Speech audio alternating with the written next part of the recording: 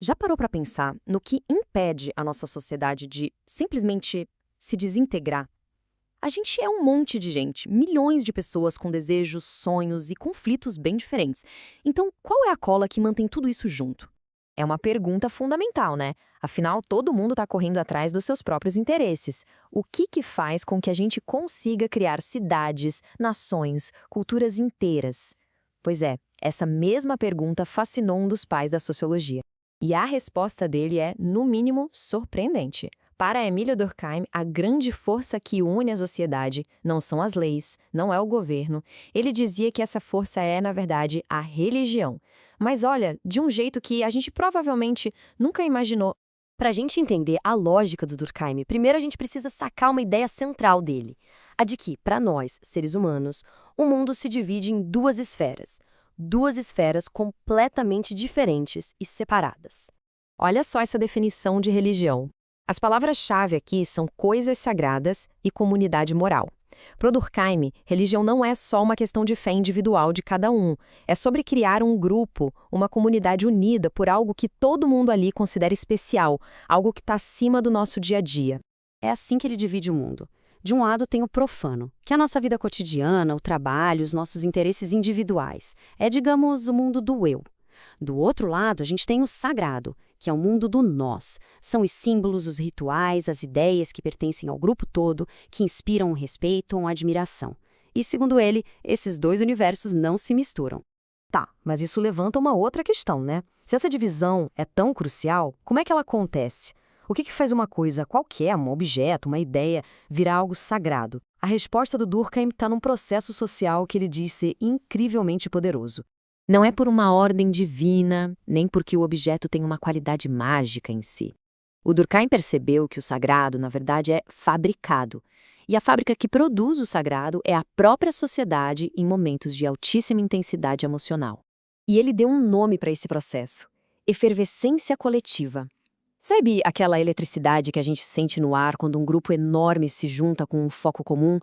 É uma energia tão forte que as barreiras do eu meio que se dissolvem e a gente se sente parte de uma coisa muito maior. E essa citação dele mostra o poder que esses momentos têm de transformar as pessoas. A energia do grupo é tão avassaladora que pode levar gente comum a fazer coisas extraordinárias, tanto para o bem quanto para o mal. A identidade do grupo acaba passando por cima da identidade individual. Então, a fórmula é até bem simples se a gente parar para pensar. Primeiro, as pessoas se juntam. Elas compartilham o mesmo foco, o mesmo pensamento. Isso gera uma energia coletiva muito intensa. E é dessa energia que nasce o sentimento do sagrado.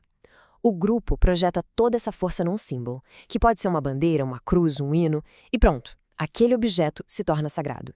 Isso não é só uma teoria de um livro antigo, não. A gente vê essa efervescência acontecendo o tempo todo. Pensa na energia de um estádio de futebol lotado, na união de um protesto na rua, na vibração de um show de rock. Em todos esses momentos, as pessoas se sentem conectadas a algo maior. E é aqui que a gente chega na parte mais, digamos, provocadora da teoria do Durkheim. Porque se o sagrado nasce da energia do próprio grupo, então a pergunta que fica é: o que ou quem a gente está realmente adorando? Pensa bem, se essa força não vem de uma divindade lá no céu e nem do objeto em si, de onde é que vem esse poder todo que parece nos elevar, que nos dá um senso de propósito e de pertencimento? A resposta do Durkheim direta e até um pouco chocante. O Deus que o grupo adora é o próprio grupo. É isso mesmo. Aquela força divina que as pessoas sentem é, na verdade, a força da sua própria união, da sua própria coletividade, só que projetada num símbolo. E a comparação faz todo sentido. A sociedade, assim como um Deus, impõe regras morais, exige respeito, ela também nos dá força e conforto através da nossa conexão com os outros. E sem dúvida nenhuma, a sociedade é uma força muito maior e mais duradoura do que qualquer um de nós sozinhos. Ela cumpre na prática as mesmas funções de um Deus. Resumindo numa frase bem poderosa, a religião é o mecanismo pelo qual a sociedade adora a si mesma sem nem perceber. É assim que ela cria a coesão moral que precisa para sobreviver. Certo. Mas, e hoje em dia?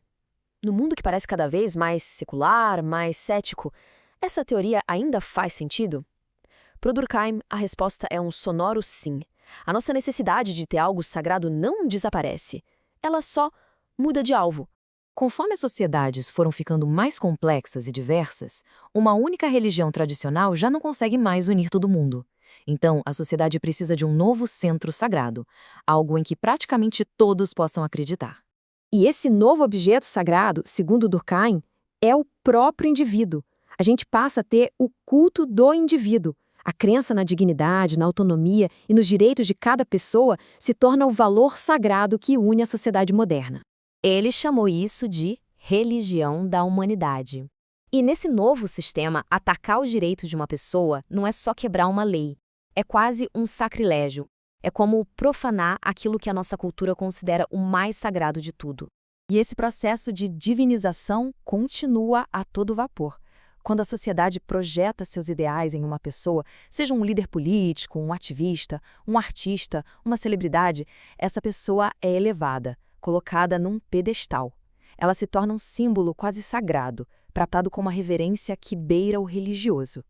E tudo isso nos deixa com uma última pergunta, que talvez seja a mais importante para os nossos tempos. Se Durkheim estiver certo, os nossos maiores conflitos políticos e culturais de hoje não são só sobre política. São, na verdade, batalhas entre diferentes sagrados. A nação contra a humanidade, a liberdade contra a segurança. No fundo, são quase como guerras de religião. E isso faz a gente pensar, num mundo com tantos deuses em conflito, onde é que a gente pode encontrar um terreno comum para construir nossa unidade? Fica aí a reflexão.